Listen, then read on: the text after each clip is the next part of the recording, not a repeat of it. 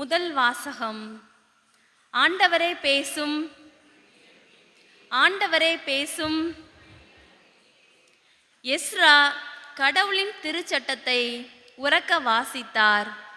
மக்களும் அதை புரிந்து கொண்டனர்.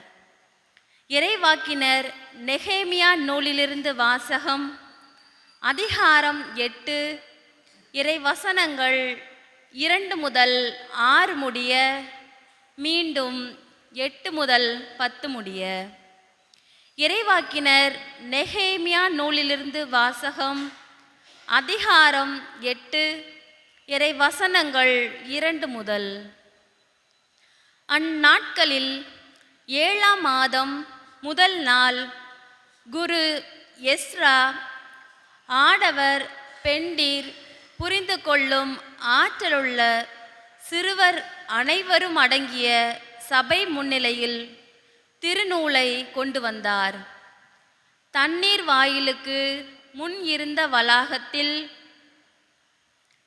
காலை முதல் நண்பகல் வரை ஆடவரையும் பெண்டிரையும் புரிந்து கொள்ளும் ஆற்றலுள்ள சிறுவரையும் பார்த்து அதை உரக்க வாசித்தார்.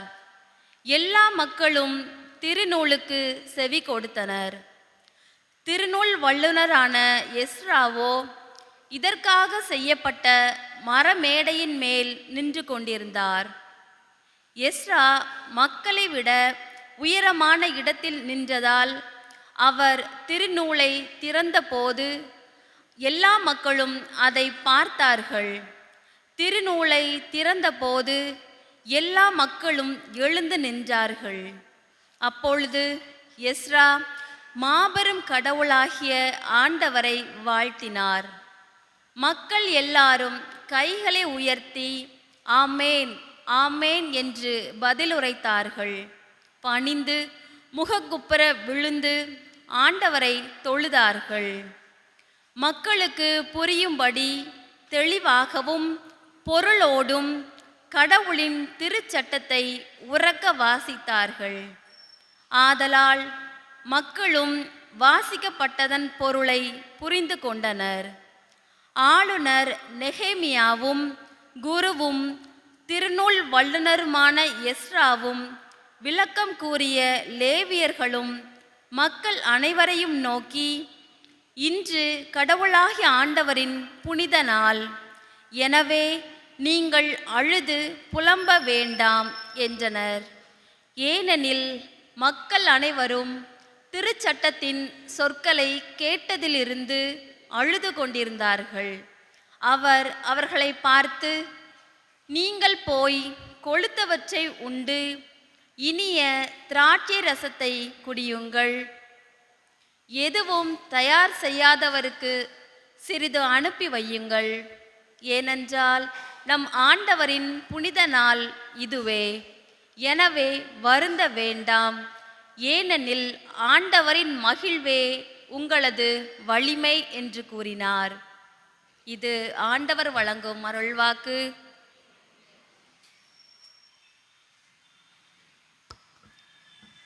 திருப்பாடல்கள் 19, இறைவசனம் 7, 8, 9, 14. திருப்பாடல்கள் 19, இறைவசனம் 7, 8, 9, 14. ஆண்டவரே, உம் வார்த்தைகள் வாழ்வு தரும் ஆவியை கொடுக்கின்றன. ஆண்டவரே, உம் வார்த்தைகள் வாழ்வு தரும் ஆவியை கொடுக்கின்றன. ஆண்டவரே, உம் வார்த்தைகள் வாழ்வு தரும் ஆவியை கொடுக்கின்றன. ஆண்டவரே, உம் வார்த்தைகள் வாழ்வு தரும் ஆவியை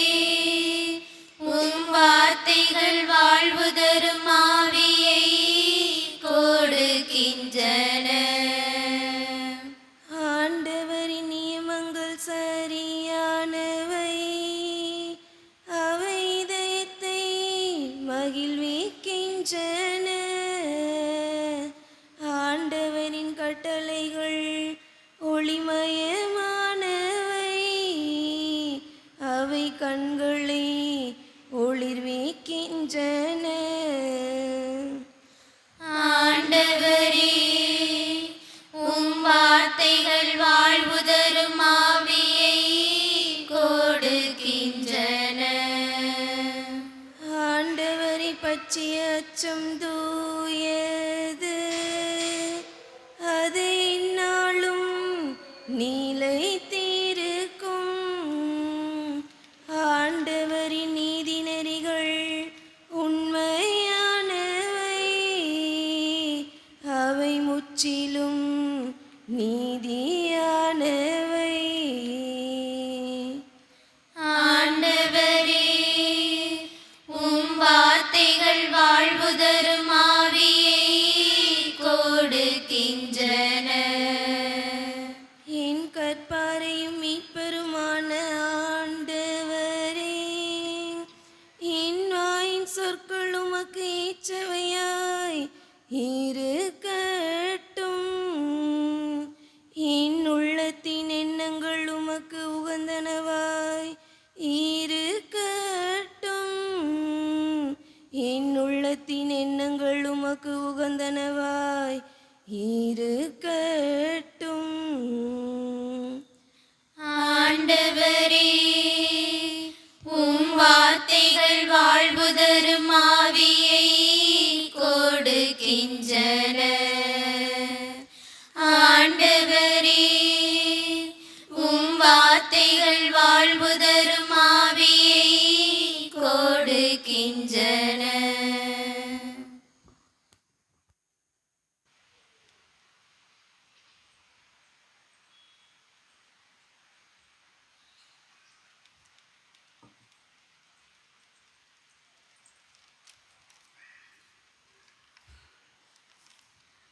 உடலின் உறுப்புகள் பலவாயினும் அவை இணைந்து ஒரே உடலை உருவாக்குவது போல, நாம் வேறுபாடுகளால் பிரிந்து இருந்தாலும் ஒரே கடவுளின் மக்களாக இருந்து ஒரே திரு அவையை உருவாக்க ஒரே தூய ஆவியால் திருமுழுக்கு பெற்றுள்ளோம் என்று தெளிவாக விளக்கி கூறும் புனித பவுல் கொரிந்தியருக்கு எழுதிய முதல் புத்தகத்திலிருந்து வாசிக்கப்படும் இரண்டாம் வாசகத்தை கவனமுடன் கேட்போம்.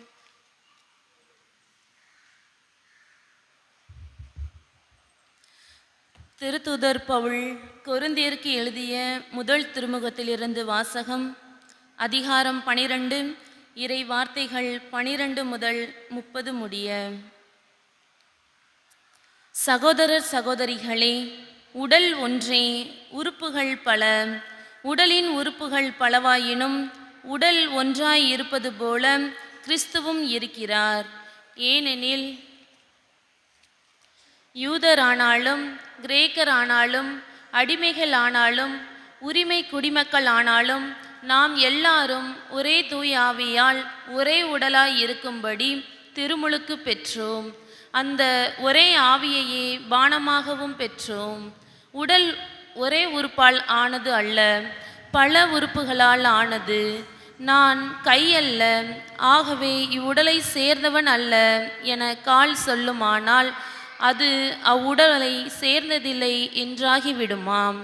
நான் கண் அல்ல, ஆகவே இவ்வுடலை சேர்ந்தவன் அல்ல என காது சொல்லுமானால் அது அவ்வுடலை சேர்ந்ததில்லை என்றாகிவிடுமாம். முழு உடலும் கண்ணாயிருந்தால் கேட்பது எப்படி? முழு உடலும் காதாயிருந்தால் முகர்வது எப்படி? உண்மையில் கடவுள் ஒவ்வொரு உறுப்பையும் தாம் விரும்பியவாறே உடலில் அமைத்தார். அவை யாவும் ஒரே உறுப்பாய் இருந்தால் உடல் என ஒன்று இருக்குமாம். எனவேதான் பல உறுப்புகளை உடையதாய் இருந்தாலும் உடல் ஒன்றே. கண் கையை பார்த்து நீ எனக்கு தேவையில்லை என்றோ, தலை கால்களை பார்த்து நீங்கள் எனக்கு தேவையில்லை என்றோ சொல்ல முடியாது. மாறாக உடலில் மிக வலுவற்றனவாய் தோன்றும் உறுப்புகளே மிகவும் தேவையானவையாய் இருக்கின்றன. உடலின் மதிப்பு குறைவான உறுப்புகள் என நமக்கு தோன்றுபவற்றிற்கே நாம் மிகுந்த மதிப்பு கொடுக்கிறோம். நம் மறைவான உறுப்புகளே மிகுந்த மதிப்பு பெறுகின்றன. மறைந்திராத நம் உறுப்புகளுக்கு அது தேவையில்லை. மாறாக மதிப்பு குறைந்த உறுப்புகளுக்கு மிகுந்த மதிப்பு கொடுத்தே கடவுள் உடலை ஒன்றித்து உருவாக்கினார். உடலில் பிளவு ஏற்படாமல் ஒவ்வொரு உறுப்பும் மற்ற உறுப்புகளின் மீது ஒரேவித கவலை கொள்ள வேண்டும் என்றே இப்படி செய்தார். ஓர் உறுப்பு துன்புற்றால் அதனுடன் மற்ற எல்லா உறுப்புகளும் சேர்ந்து துன்புறும். ஓர் உறுப்பு பெருமை பெற்றால் அதனுடன் மற்ற எல்லா உறுப்புகளும் சேர்ந்து மகிழ்ச்சியுறும். நீங்கள் கிறிஸ்துவின் உடல், ஒவ்வொருவரும் அதன் தனித்தனி உறுப்புகள்.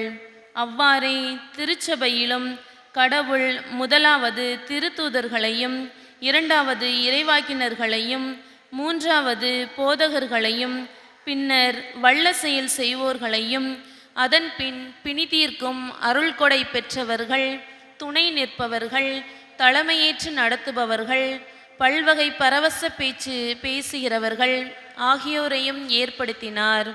எல்லாருமே திருத்தூதர்களாம், எல்லாருமே இறைவாக்கினர்களாம், எல்லாருமே போதகர்களாம், எல்லாருமே வல்ல செயல் செய்பவர்களாம்? இல்லை. எல்லாருமே பிணி தீர்க்கும் அருள் கொடையை பெற்றவர்களாம்? எல்லாருமே பரவச பேச்சு பேசுகிறவர்களாம்? எல்லாருமே விளக்கம் அளிப்பவர்களாம்? இல்லையே. இது ஆண்டவர் வழங்கும் அருள் வாக்கு.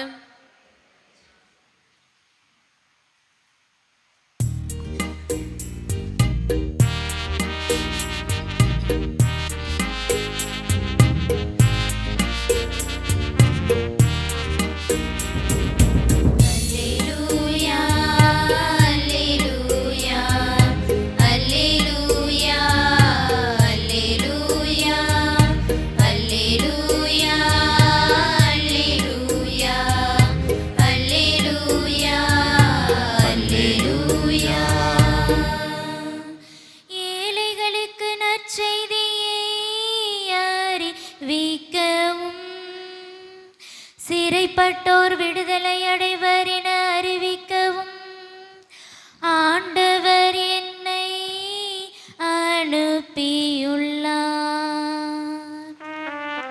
அல்லேலூயா, அல்லேலூயா, அல்லேலூயா, அல்லேலூயா.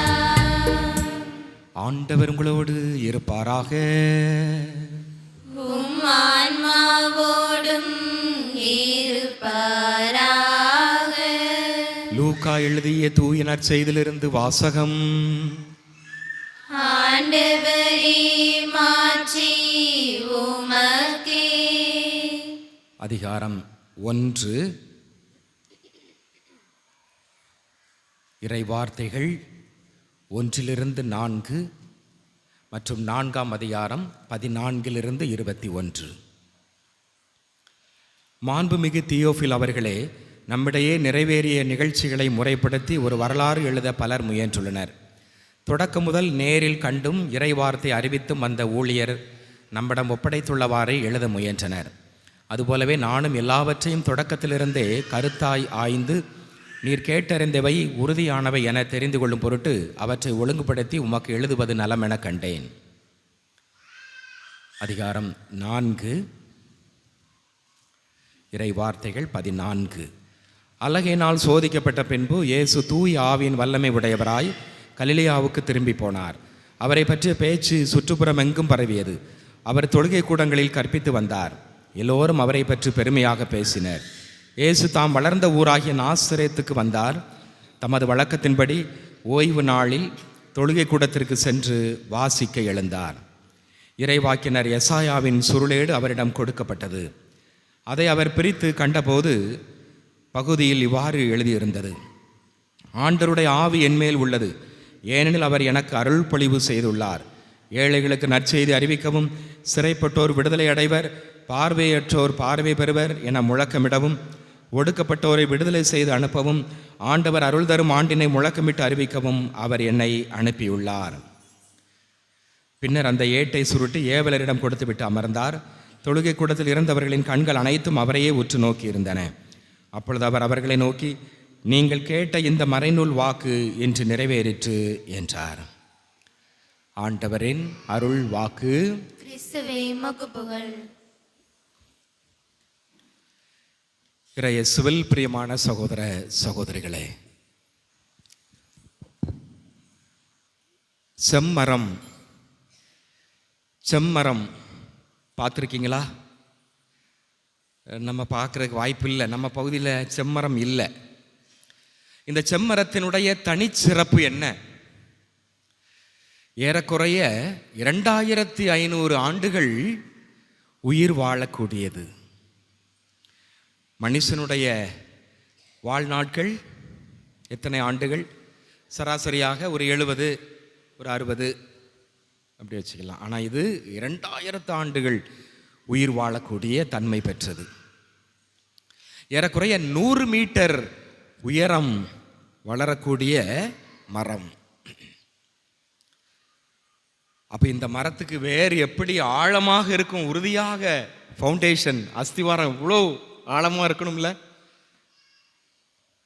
ஆனால் இல்லை, இந்த மரத்திற்கு வேர்கள் ஆழமாக இருப்பதில்லை. நமக்கு ஆச்சரியமாக இருக்கலாம், என்னடா இது, அது என்ன செய்கிறது அப்படின்றால், அதன் வேர்கள் அருகே இருக்கக்கூடிய மற்ற செம்மரத்தினுடைய வேர்களோடு பிணைந்து வளரக்கூடியது.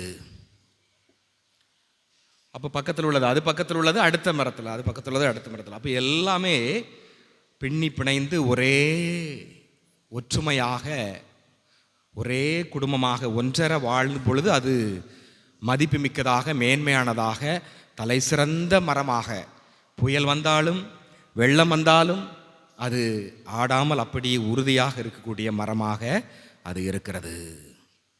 ஒன்றுபட்டால் உண்டு வாழ்வு, ஒற்றுமையே பலம்.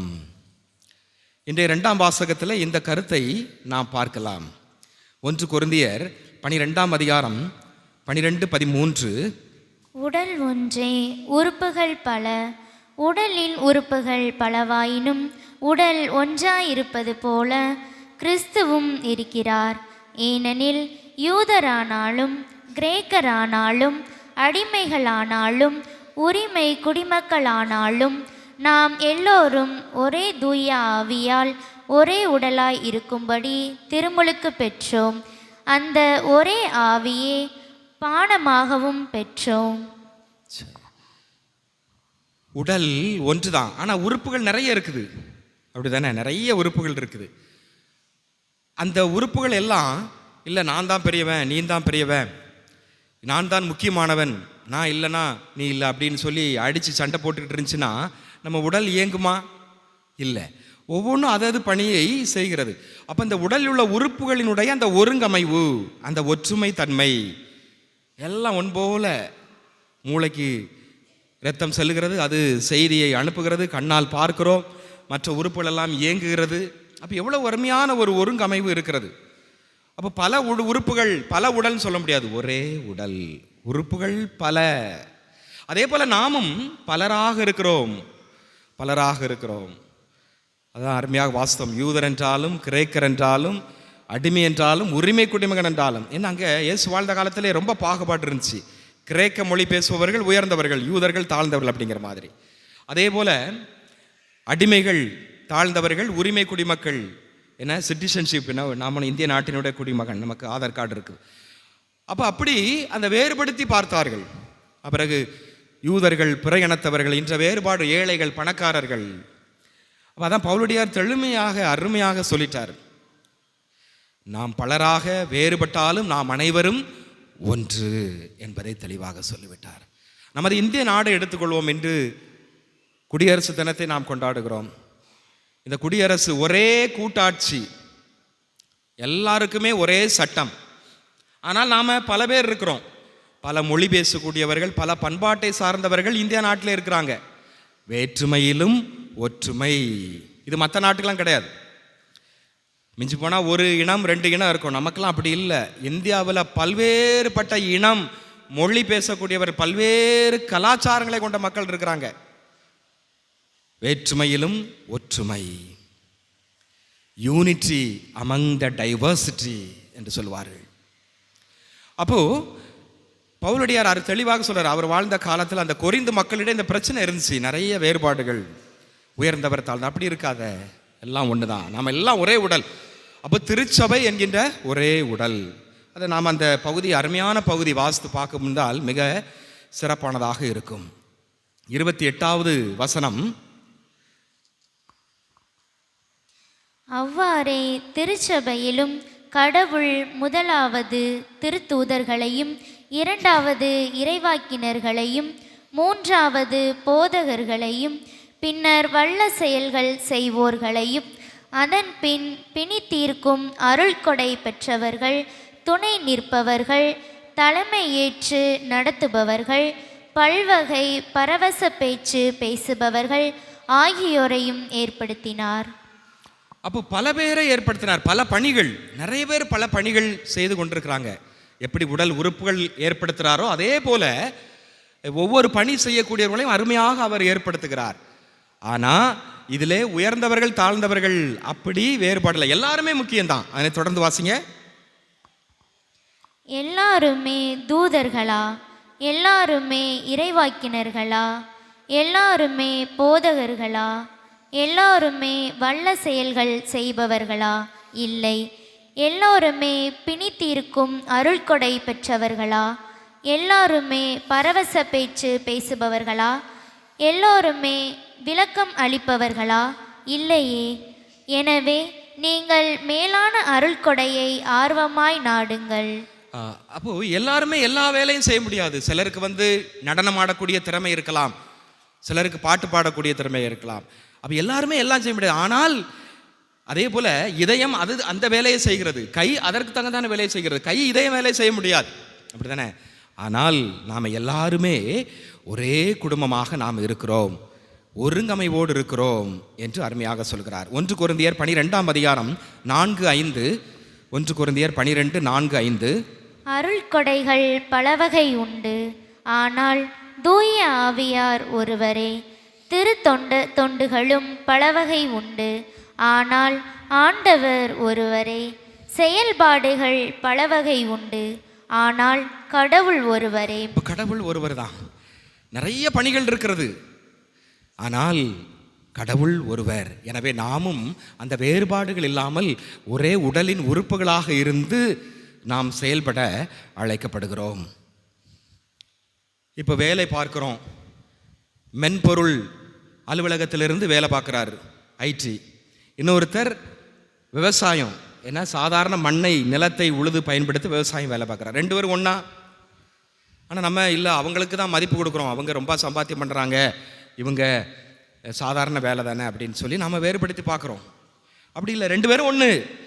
அவர் இந்த வேலையை செய்கிறாரு, இவர் இந்த வேலையை செய்கிறாரு. ஐடி வேலை பார்க்குறவரை இதை செய்ய முடியாது, விவசாயம் பார்க்குறவரால் ஐடி வேலையை மென்பொருள் வேலையை செய்ய முடியாது. ஆனால் 2 வேலையும் முக்கியம்தான். சாப்பாடு கிடைக்கணும்னா மண்ணில் இறங்கி நிலத்தை உழுது பயிரிட்டால் தானே முடியும், அப்படிதான். ஆனால் நமக்குள்ள அந்த வேலைகளை வைத்து உயர்ந்தவர் தாழ்ந்தவர், மதிப்பு மரியாதை எல்லாம் அந்த ஏற்ற தாழ்வுகள் நமது சமூகத்திலே உருவாகிவிட்டது. தெளிவாக இன்று ஆண்டவர் நமக்கு இந்த பவுலடியார் சொல்லுகிறார், வேலைகள் பலவாக இருக்கலாம், உறுப்புகள் பலவாக இருக்கலாம், ஆனால் எல்லாமே முக்கியம்தான், எல்லாமே முக்கியம்தான். எல்லாருமே ஒவ்வொருத்தரும் ஒவ்வொரு பணியை செய்தாதான் ஒரு சிறப்பான ஒன்றுக்காக இருக்கும். அப்போ அதே பகுதியில் தொடர்ந்து வாசிங்க. 1 கொரிந்தியர் 12:5-6. எல்லாமே பொது நன்மைக்காக பிரித்து கொடுக்கப்பட்டிருக்கிறது. இப்போ உடல் நல்லா வளரணும் அப்படின்னா எல்லா உறுப்புகளும் அதது வேலை செய்யணும், அப்போ உடலுக்கு பெருமை, அப்படி தானே? அதே போல் நாம் எல்லாரும் ஒவ்வொருத்தரும் ஒவ்வொரு வேலையை செஞ்சு ஆகணும். அப்படின்னா நம்ம எல்லாரும் பொது நன்மை, ஒட்டுமொத்தமாக நமது ஊர் வளர்கிறது, நமது மாநிலம் வளர்கிறது, நமது நாடு வளர்கிறது. அப்போ அந்த பொது நன்மைக்காக அப்படி நாம் பார்க்க வேண்டும் என்று பவுலடியார் அருமையான சிந்தனையை இன்று நமக்கு முன் வைப்பதை நாம் பார்க்கிறோம். 1 கொரிந்தியர் 12:18வது வசனம். தாம் விரும்பியவாறு உடலிலே உறுப்புகளை பொருத்துகிறார். இது எங்கே இருக்கணும், இது என்ன பணி. அதே போல் நாம் ஒவ்வொருத்தரும் ஒவ்வொரு பணியை செய்கிறோம் அப்படின்னா அது யார் கொடுத்தது? கடவுள் கொடுத்தது, கடவுள் விரும்பியது, கடவுள் விரும்பியது. இன்னைக்கு மென்பொருள் இதில் இருக்கிற அப்படின்னா அது கடவுள் உனக்கு கொடுத்த பணி. விவசாயம் பண்ணுற அப்படின்னா அது கடவுள் உனக்கு கொடுத்தது, அவர் விரும்பியவாறு கொடுக்கிறார். எனவே அதை நாமளே சில நேரத்தில் என்னால் அந்த வேலை செய்ய முடியலையே அப்படிங்கிற மாதிரி நாமும் உயர்வு தாழ்வு என்று வேலைகளிலே பேண வேண்டாம். மற்றவர்களையும் நாம் அந்த பார்வையோடு பார்க்க வேண்டாம். எல்லாருமே பொதுவான ஒரு ஒட்டுமொத்த வளர்ச்சிக்கு ஒன்று சேர்ந்து பணி புரிகின்றன என்பதை இது தெளிவாக சொல்லி. எனவே தான் திருச்சபை என்கின்ற உடல், அதிலே உறுப்புகளாக நம்ம எல்லாரும் பொதுநிலையினர், இறை மக்கள், சிறுவர்கள், பெரியவர்கள் எல்லாரும் இருக்கிறாங்க. அப்போ எல்லாருடைய பணியும் திருச்சபையை வளர்த்தெடுக்கிறது. அருட்தந்தையர்கள் இருக்கிறாங்க, ஆயர்கள், திருத்தந்தையர்கள், அருட்கண்ணியர்கள் இருக்கிறாங்க. எல்லாருமே அவரவர் பணியை செய்தாலும் திருச்சபை ஒன்று தான், இறைவன் ஒருவர் தான், ஒரே திருமுழுக்க தான் நாம் பெற்றோம். அப்போ அதை நாம் வளர்த்தெடுக்கிறதுக்கு இது இருக்கிறது. இப்போ பெரிய கல்லூரி நடத்துகிறார்கள் அருள் தந்தையர்கள், இப்படி தானே. ஒரு கிராமத்தில் ஒரு பங்குசாமி ஒரு பங்கை இருந்து வழி நடத்துகிறாரு. இப்போ நாம் என்ன, ஒரு ஸ்கூலில் இருக்கிறாங்க ஃபாதர், இவர் அங்கே ஒரு கிராமத்தில் இருக்கிறார். நம்ம வேறுபடுத்தி தான் நாம் பார்க்குறோம். ரெண்டு பேரும் பணி ஒன்று தான். அவர் பணி செய்கிறார், அங்கேயும் பணி தேவையில்லை, அதே போல் அந்த கல்வி பணியும் தேவை தான். ஆனால் இது உயர்ந்தது, இது தாழ்ந்தது, இதுதான் மதிப்புள்ளது, இது மதிப்பற்றது, அப்படி நம்ம வேறுபடுத்தி பார்க்கக்கூடாது. அது ரொம்ப இருக்குது. அதே போல் அருள் சகோதரிகள் எடுத்துக்கொண்டாலும் ஒரு கிராமத்தில் ஒரு சிஸ்டர் இருந்து மறைக்கல்வி சொல்லி கொடுத்துட்டு இருப்பாங்க. அவங்க சாதாரண அந்த பணியை செய்வாங்க. அவங்க படிக்காத ஒரு சிஸ்டராக இருக்கலாம். இன்னொருத்தர் MA, BA, BE பொறியியலில் மாஸ்டர் டிகிரி ME படிச்சிருப்பாங்க. சிலர் MBBS டாக்டர் படித்த சிஸ்டர்ஸ்லாம் இன்றைக்கி இருக்கிறாங்க. அப்படி தானே, MBBS டாக்டர்ஸ் படித்த சிஸ்டர்ஸ்லாம் இன்றைக்கி இருக்கிறாங்க. இன்றைக்கி ஆண்களை விட பெண்களுக்கு தான் அதிகம். இன்றைக்கி இந்த கால சூழலில் ஆண்கள் அவ்வளோதான். விண்வெளி ஆராய்ச்சி மையத்தில் பெண்கள் தான், எல்லாமே பெண்கள் தான். அதே போல் ஃபாதர்ஸ், அருள் தந்தையர்கள், டாக்டர்ஸ் முடியாது, படிக்க முடியாது, யாருமே இல்லை. அப்போது பெண்களுக்கு இன்றைக்கி அந்த ஒரு காலத்தில் இந்த பெண்களை தான் நம்ம தரம் குறைவாக நாம் பார்த்தோம். அருள் சகோதரிகள், ஃபாதர்ஸ் தான் உயர்ந்தவங்க, அருள் சகோதரிகள் கீழானவர்கள், அப்படிலாம் இல்லை. இன்றைக்கி அருமையாக பவுலடியார் தெளிவாக சொல்லுகிறார். அப்போ ஒவ்வொருவரும் ஒவ்வொரு பணிகளை செய்கிறோம், அதனால் அவங்கள உயர்வு தாழ்வு வேறுபடுத்தி நாம் பார்க்கக்கூடாது என்று அருமையாக சொல்லப்படுகிறது. திருப்பாடல் 133:1, சகோதரர் ஒன்றுபட்டு வாழ்வது எத்துணை நன்று, எத்துணை இனியது. அப்போ நாம் எல்லாரும் ஒன்றுபட்டு வாழ்வது எத்துணை நன்று, எத்துணை இனியது. யோவான் 17:21, எல்லாரும் ஒன்றாயிருப்பார்களாக, தந்தையே நீர் என்னுள்ளும் நான் உம்முள்ளும் இருப்பது போல் அவர்களும் ஒன்றாயிருப்பார்களாக. தந்தை, மகன், இயேசு கிறிஸ்து, தூய ஆவியார் எல்லாரும் ஒருங்கமைவோடு இருப்பது போல நாமளும் ஒரே குடும்பமாக இருக்க அழைக்கப்படுகிறோம். எபேசியர் 2:14 ஏனெனில் அவரே நமக்கு அமைதி அருள்பவர், அவரே இரண்டு இனத்தவரையும் பிரித்து நின்ற பகைமை என்னும் சுவரை தமது உடலில் ஏற்ற துன்பத்தின் வழியாய் தகர்த்தெறிந்து அவர்களை ஒன்றுபடுத்தினார். அப்போ இரண்டு இனம் அந்த பகைமை சுவரை இடைத்து ஒன்றாக ஆண்டவர் இணைக்கு. புறவினத்தவர்கள், யூதர்கள், அப்படி எல்லாவற்றையும். குலத்தாழ்ச்சி, உயர்ச்சி, சொல்லல் பாவம் என்று தமிழ் சித்தாந்த புலவர், தமிழ் மண்ணை சார்ந்த பாரதியார் சொல்லுகிறார். ஒன்றே குலம், ஒருவனே தெய்வன். எனவே இத்தகைய விதத்திலே நாம் அனைவரும் இந்த ஒருங்கமைவு, ஒற்றுமை, மதிப்பு, எல்லாருமே ஒரே குடும்பத்தை சார்ந்தோம் என்ற உணர்வோடு நாம் சிந்திக்க அழைக்கப்படுகின்றோம். இன்றைய முதல் வாசகத்திற்கு வாருங்கள். நெகேமியா புத்தகத்தில் 8ஆம் அதிகாரத்திலிருந்து வாசித்தோம். அதற்கு பின்னணி என்ன? கிமு 587ஆம் ஆண்டிலே பாபிலோனிய மன்னன் நெபுகத்நேசர் எருசலேம் நோக்கி படையெடுத்து செல்லுகிறான். எருசலேம் நகரை அழிக்கிறான். ஆலயம் எல்லாத்தையும் தரைமட்டமாக்கப்படுகிறது. அங்குள்ள மக்களை எல்லாம் சிறை கைதிகளாக எடுத்து சென்று பாபிலோனிலே நாடு கடத்துகிறான். பாபிலோனிலே அடிமைகளாக அங்கு இருக்கிறார்கள், அந்நிய நாட்டிலே இருக்கிறார்கள். அடிமையாக அதிலிருந்து விடுதலை பெற வேண்டும் என்ற ஏக்கம் அவர்களுக்கு இருக்கிறது. அந்த விடுதலை வேட்கையை தனித்த அரசன்தான் சைரஸ் மன்னன். கிபு 536 சைரஸ் மன்னன் அந்த பாபிலோனிலே அடிமைகளாக இருந்த எல்லோருக்குமே விடுதலை கொடுக்கின்றான். மக்கள் எல்லோரும் தங்கள் சொந்த நாட்டிற்கு திரும்பி செல்லுகிறார்கள். ஆனால் எல்லாரும் திரும்பி செல்லலை, கொஞ்சம் பேர் எஞ்சி இருக்கிறாங்க, அங்கே இருந்தாங்க. ஏன்னா ஒரு சில பேருக்கு அங்கேயே நல்லா செட் ஆயிடுச்சு, அங்கே வேலை செஞ்சு அங்கே வாணிபம் செய்து நல்ல ஒரு நிலையில் இருந்ததுனால அந்த இடத்துலையே, நாடு கடத்தப்படுற இடத்துலையே நல்லா செட்டில் ஆகிட்டாங்க. இன்றைக்கி இலங்கையிலிருந்து நாடு கடத்தப்பட்டு நம்ம பகுதிகளில் அகதிகள் இருக்கிறாங்க. ஒரு சிலர் திரும்பி போயிட்டாங்க சொந்த நாடுக்கு, இன்னும் ஒரு சில பேர் திரும்பி போகலை. ஏன்னா இங்கேயே அவங்க செட் ஆகிட்டாங்க, நல்ல வேலை பார்த்து நல்ல ஒரு குடும்ப சூழல் இருக்கிறதுனால அவங்க இங்கேயே இருக்கிறாங்க. இன்றைக்கி இலங்கை அகதிகள் வந்து நல்லா வீடு கட்டி முகாமில் இல்லாமல் நல்ல தனிப்பட்ட விதத்தில் நல்லா இருக்கக்கூடிய மக்களும் இருக்கிறாங்க. அப்போ திரும்பி செல்லக்கூடிய மக்கள் ஒரு சாதாரண மக்கள், பல கலப்பின மக்கள். அப்போ அவங்களெல்லாம் ஒருங்கிணைக்கணும். அதுதான் இன்னைக்கு வாசகத்தில் நம்ம வாசித்தோம்.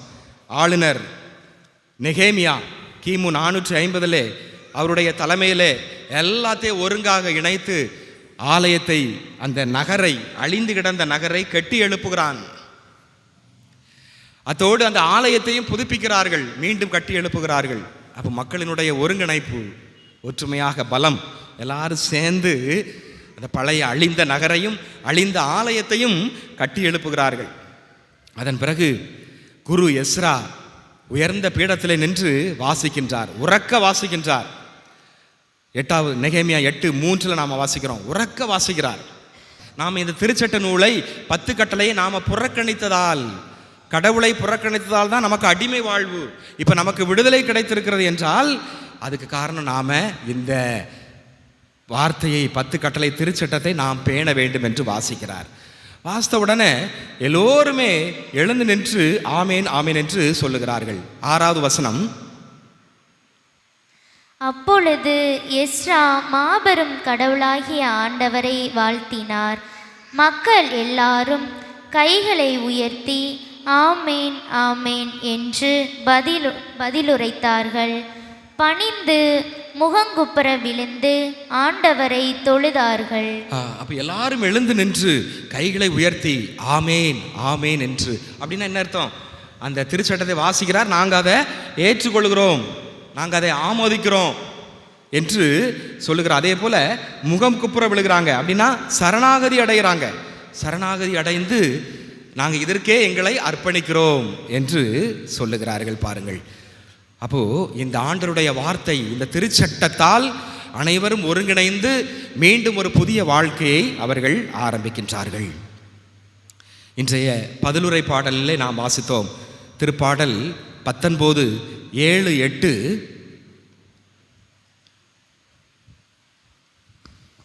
ஆண்டவரின் நியமங்கள் சரியானவை, ஆண்டவருடைய நியமங்கள், சட்டங்கள் சரியானவை, அவை இதயத்தை மகிழ்விக்கின்றன. ஆண்டவரின் கட்டளைகள் ஒளிமயமானவை, அவை கண்களை ஒளிர்விக்கின்றன. ஆண்டவரை பற்றிய அச்சம் தூயது, அது எந்நாளும் நிலைத்திருக்கும். ஆண்டவரின் நீதி நெறிகள் உண்மையானவை. அப்போ ஆண்டவருடைய திருச்சட்டம் சரியானவை, நேர்மையானவை, உண்மையானவை. நமது கண்களுக்கு அது ஒளிர் ஊட்டுகிறது, புத்துணர்ச்சி கொடுக்கக்கூடிய ஒன்றாக இருக்கிறது. 2 தீமோத்தேயு 3:16 வசனம், மறைநூல் அனைத்தும் கடவுளின் தூண்டுதல் பெற்றுள்ளது. அது கற்பிப்பதற்கும் கண்டிப்பதற்கும் சீராக்குவதற்கும் நேர்மையாக வாழ பயிற்சிவிப்பதற்கும் பயின்றுள்ளது. பார்த்தீங்களா, ஆண்டவருடைய வார்த்தை, அந்த திருச்சட்டம் நம்மை சீராக்குவதற்கு, எது சரி எது தவறு என்று நேரிய பாதையை காட்டுவதற்கும், சரினா சரி தப்புனா தப்பு என்று சுட்டி காட்டுவதற்கும், நமது பாதையை சீரமைப்பதற்கும், அது கடவுளுடைய ஒரு வல்லமை பெற்றது, கடவுளுடைய ஒரு புனிதம் பெற்றது தான் இந்த இறை வார்த்தை திருச்சட்டம். திருப்பாடல் 119:103, உம் சொற்கள் என் நாவுக்கு எத்துணை இனிமையானவை, என் வாய்க்கு தேனினும் இனிமையானவை. உம் நியமங்களால் நான் நுண்ணறிவு பெற்றிருக்கிறேன். ஆகவே தான் பொய் வழிகள் அனைத்தையும் நான் வெறுக்கிறேன். 105, என் காலடிக்கு உம் வாக்கே விளக்கு, என் பாதைக்கு ஒளியும் அதுவே. திருச்சட்டம் அந்த அளவிற்கு நமக்கு பாதையாக, விளக்காக, ஒரு இனிமையானதாக இருக்கிறது. திருப்பாடல் 1, 2, 3, ஆனால் அவர் ஆண்டவரின் திருச்சட்டத்தில் மகிழ்ச்சியுறுபவர், அவரது சட்டத்தை பற்றி இரவும் பகலும் சிந்திப்பவர். அவரே நீரோடையோரம் நடப்பட்ட மரம் போல் இருப்பார். பருவ காலத்தில் கனித்தந்து என்றும் பசுமையாயிருக்கும் அம்மரத்திற்கு ஒப்பாவார். தாம் செய்வதனைத்திலும் வெற்றி பெறுவார். இப்போ நம்ம திருச்சட்டத்தை ஆண்டுடைய வார்த்தை நாம் இரவும் பகலும் வாசிக்கும் போது நாம் நீரோடு நடப்பட்ட நமது வாழ்க்கை வளமையாக செழுமையாக இருக்கும். அதேபோல் நாம் செய்யக்கூடிய வேலைகள் அதில் நாம் என்ன செய்வோம்? வெற்றி பெறுவோம். நம்ம செய்கிற வேலையில் ஏன் வெற்றி இல்லை, ஏன் தோல்வி இருக்குது, ஏன் டல்லாக இருக்குது, போதிய வருமானம் இல்லை அப்படின்னா இதான் காரணம். ஆண்டவருடைய திருச்சட்டத்தை நாம் தொடரதில்லை, தியானிக்கிறதில்லை. அப்போ நம்ம தொழில் சிறக்கணும், தொழில் வளம் மேம்படணும் அப்படின்னா, அது வெற்றி பெறணும்னா ஆண்டவருடைய வார்த்தை விவிலியத்தினை கையில் எடுத்து வாசிக்க வேண்டும். இன்றைய நற்செய்தி வாசகத்துக்கு வாருங்கள். நற்செய்தி வாசகத்தில் லூக்கா நற்செய்தி 4ஆம் அதிகாரம் 14 18 வரை நாம் பார்த்தோம். இந்த பகுதி நாசரேத்து அறிக்கை என்று அழைக்கப்படுகிறது. நாசரேத்து அறிக்கை, த மேனிஃபெஸ்டோ ஆஃப் ஜீசஸ் கிரைஸ்ட். இயேசு கிறிஸ்துவின் பணி இலக்கு, இயேசு கிறிஸ்துவின் லட்சியம் என்ன, இயேசு கிறிஸ்துவின் போதனையினுடைய சுருக்கம் என்ன, இயேசு கிறிஸ்துவினுடைய கொள்கை என்ன, இயேசு கிறிஸ்துவினுடைய பணியினுடைய நோக்கம் என்ன, அதுதான் அது சொல்லப்படுகிறது. இயேசுவினுடைய தேர்தல் வாக்குறுதி என்ன? தேர்தல் வாக்கு அவர் அதில் நிற்கிறதுக்கு வரல. இன்னைக்கு நம்ம தேர்தல் வாக்குறுதி, தேர்தல் அறிக்கை வெளியிடுறாங்கல்ல, அதுதான் உங்களுக்கு புரியணுங்கிறதுக்காக அப்படி சொல்கிறேன்.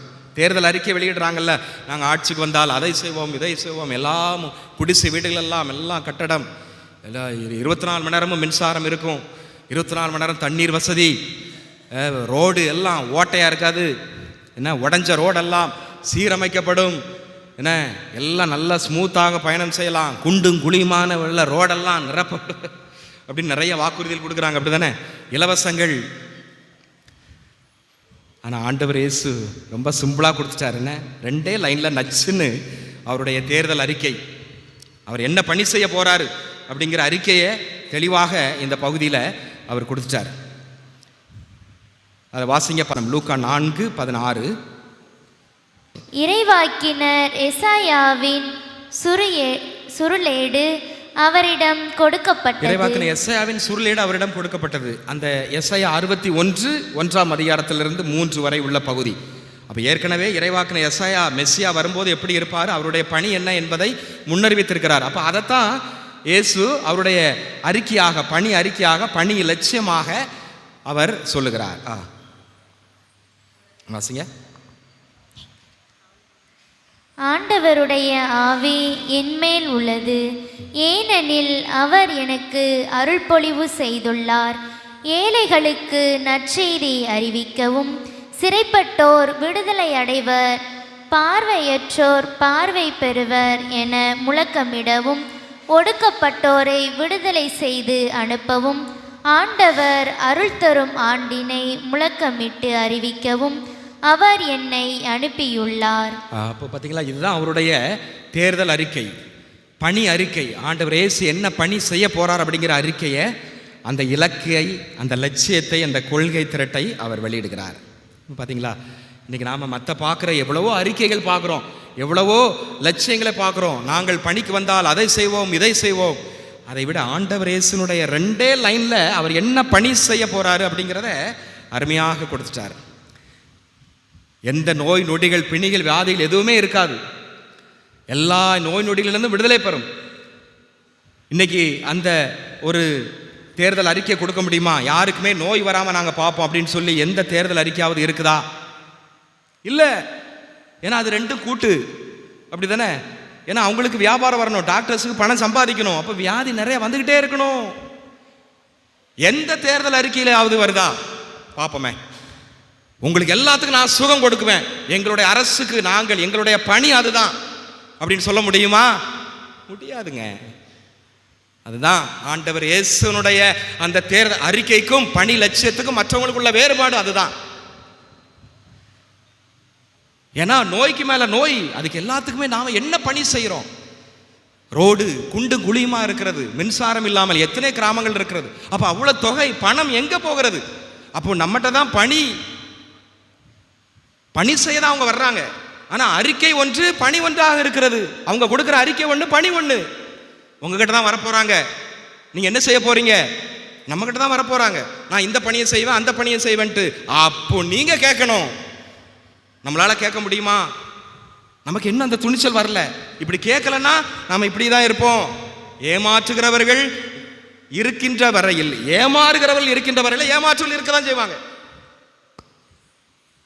அதனால் நாம் சிந்தித்து பார்க்க வேண்டிய ஒரு அருமையான அழைப்பை ஆண்டவர் இயேசு இன்னைக்கு நமக்கு கொடுக்கின்றார்.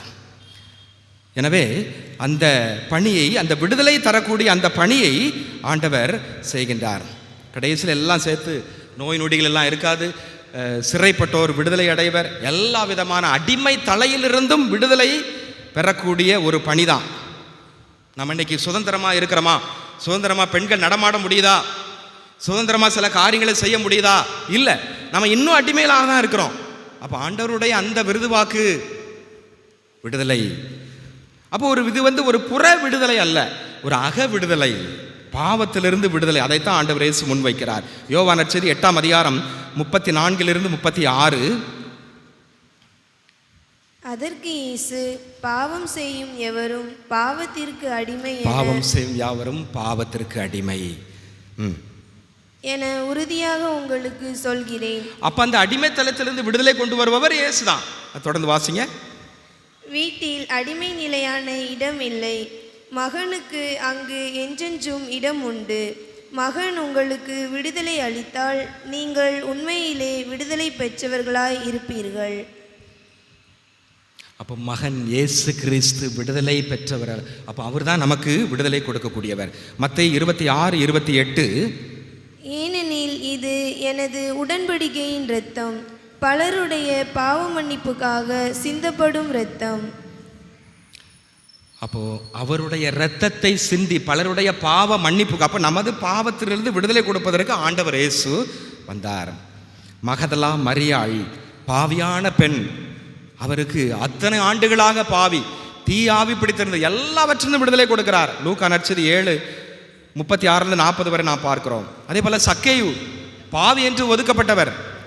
லூக்கா நற்செய்தி 19:9, இன்று முதல் உன் வீட்டிற்கு மீட்பு உண்டாயிற்று. எனவே ஆண்டவர் விடுதலை கொடுக்கிறார்.